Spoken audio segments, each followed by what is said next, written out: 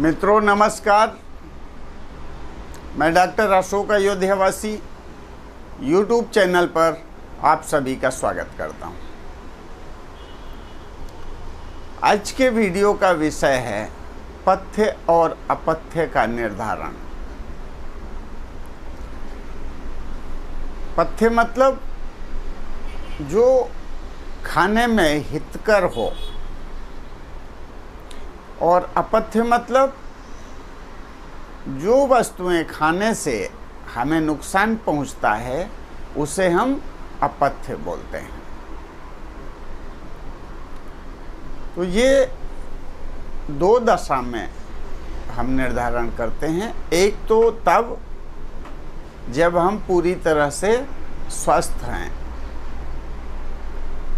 तो स्वस्थ अवस्था में हमें क्या खाना चाहिए और क्या नहीं खाना चाहिए, ये निर्धारण मौसम के हिसाब से करते हैं। और अगर कुछ समझ में नहीं आवे तो किसी वैद्य से संपर्क कर सकते हैं। लेकिन रोगी होने की दशा में यह और आवश्यक हो जाता है कि हम वैद्य से पूछें। और मैंने देखा है कि जो आयुर्वेदिक डॉक्टर्स हैं, जो वैद्य हैं, वो बताते हैं कि अमुक पदार्थ का सेवन आप न करें, इसका परहेज करें, ये आपको नुकसान करेगा। कई बीमारियों में अन्यपैथी के लोग भी, अन्यपैथी के डॉक्टर भी परहेज करवाते हैं। जैसे कोई मधुमेह का मरीज है तो डॉक्टर उसे हिदायत देते हैं, बताते हैं कि आप मीठी वस्तुओं का परहेज करें, यानी इनको ना खाएं। मीठी वस्तुएं आपके लिए अपथ्य हैं। गुड़, शक्कर या केला, चावल, आलू, यानी जिसमें मिठास होती है उस चीज़ को न खाने की बात डॉक्टर करते हैं। तो ये क्या है? आपके लिए अपथ्य है, आपके लिए नुकसानदेह है। सबके लिए नहीं, जिसको मधुमेह है यानी डायबिटीज है। उसी प्रकार से मान लीजिए कि किसी रोगी को कफ से संबंधित समस्या है और वो ऐसी चीज़ों का सेवन करे जिससे कफ में और वृद्धि हो, तो उसे ठीक होने में समय लगेगा और बहुत मुश्किल होगी। तो वैद्य लोग क्या करते हैं कि कफ उत्पन्न करने वाली चीज़ों के लिए मरीज को रोक देते हैं कि आप अमुक अमुक पदार्थ मत खाइए। कई बार कोई रोगी पित्त की वजह से बीमार है तो वैद्य उसे बताते हैं कि इन चीज़ों से पित्त बढ़ता है, आप इनका सेवन ना करें। और ऐसा ही वात रोगों के विषय में है।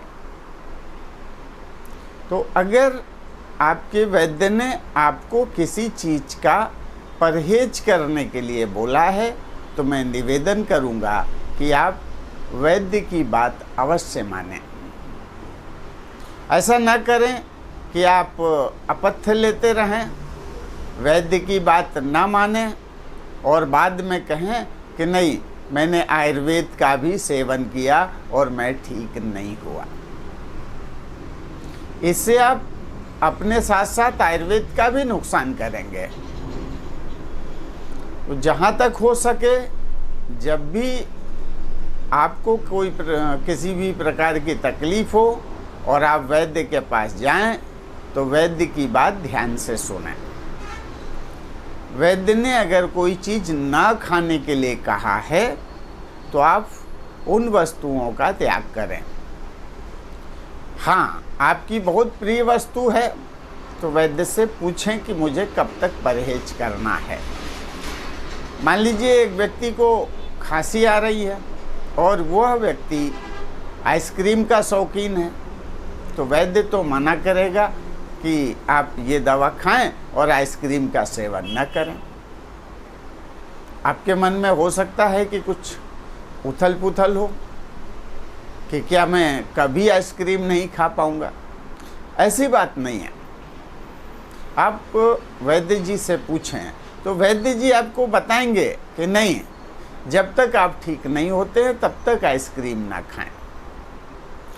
वैसे जो भी चीज़ें परमात्मा ने हमारे खाने पीने के लिए संसार में दी हैं, वो सब मनुष्य खा सकते हैं, किंतु कितना खाना है, कब खाना है, ये भी वैद्य से पूछ लें। कुछ लोग हैं जो रात में केला खाते हैं तो उन्हें सर्दी हो जाती है, तो मैं कहूँगा कि ये रात में आपके लिए अपथ्य है, लेकिन दिन में खाते हैं तो आपके लिए अच्छा हो सकता है। तो शरीर की प्रकृति क्या है, अवस्था क्या है, किसी रोग से पीड़ित तो नहीं है, ये सब देखने के बाद रोग की अवस्था, रोगी की अवस्था, मौसम, ये सब देख करके फिर वैद्य आपके खान पान का निर्धारण करते हैं। तो जितनी महत्वपूर्ण औषधि है उतना ही महत्वपूर्ण पथ्य अपथ्य का पालन करना है।